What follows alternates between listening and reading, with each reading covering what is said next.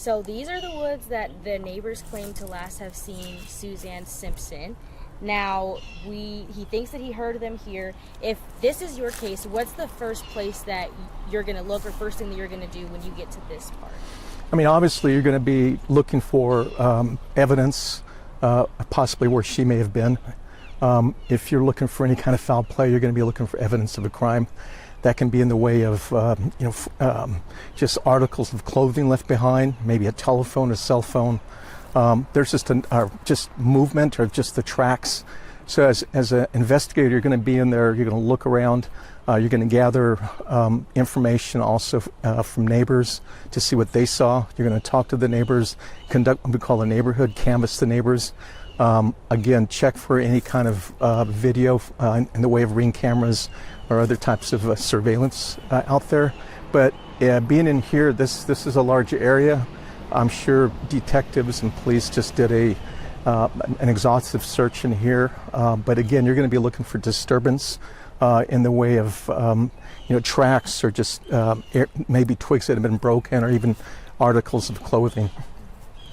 And when you're going, because this seems to be a pretty largely wooded area, how do you break this up to cover all of it with it being so much?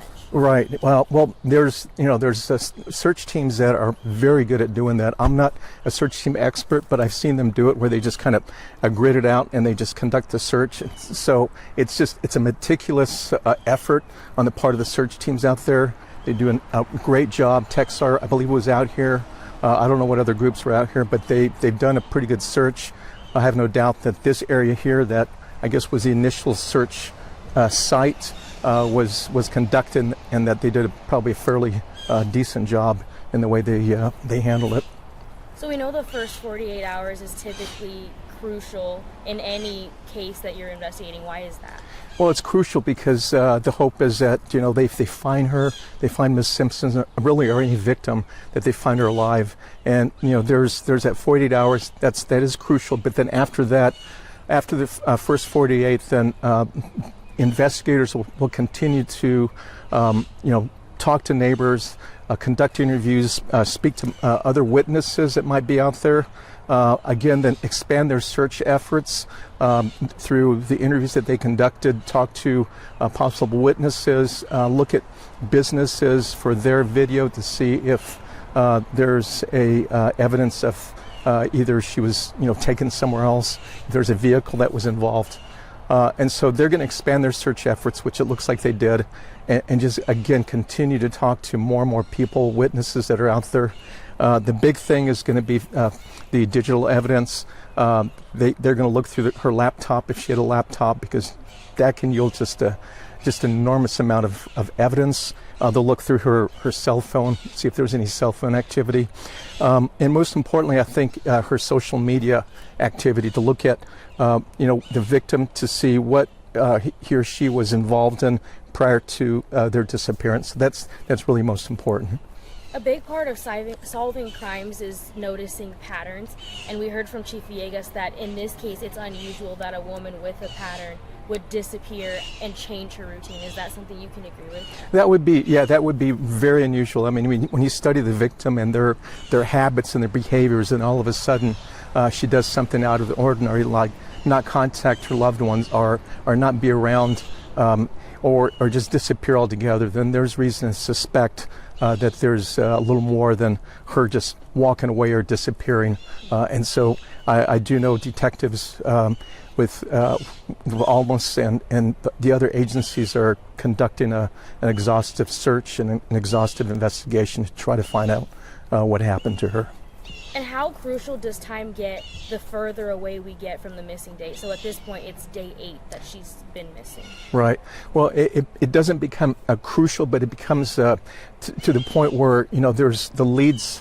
If they've exhausted talking to the witnesses, talking to people, then sometimes that does slow down a little bit, but that doesn't stop the investigation.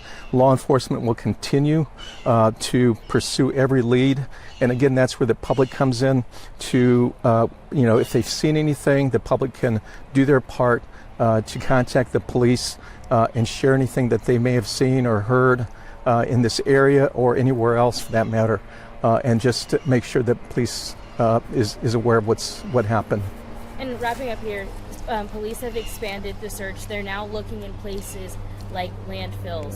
When you get to that point, what is it that you're looking at, and what is it that the investigation has changed to go to a place like a landfill? Yeah, it really all depends on what they're looking for. I mean, they could be looking for a cell phone. Maybe they had a ping at that location, so they're going to go and search that landfill to see if they can find the cell phone. And again, if they find her cell phone there, then that would be just a great find. And from there, they can probably put together a better timeline as to what happened to her and where she might possibly be.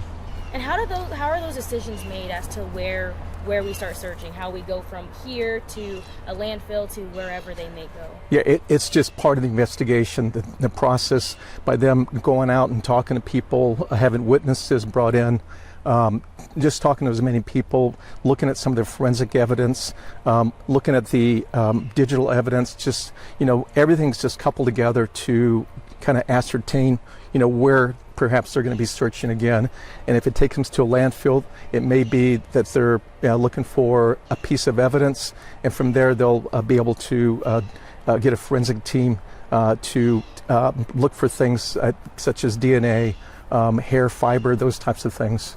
Now, it sounds like Suzanne's family is losing hope, and as a retired law enforcement professional, what advice or what would you say to them in this time where they're kind of starting to feel like things are looking towards the worst? Yeah, I would just say that law enforcement is conducting an exhaustive investigation to try to find Ms. Simpson, and to not lose hope. That's the one thing. Just stay on top of it and just not lose hope.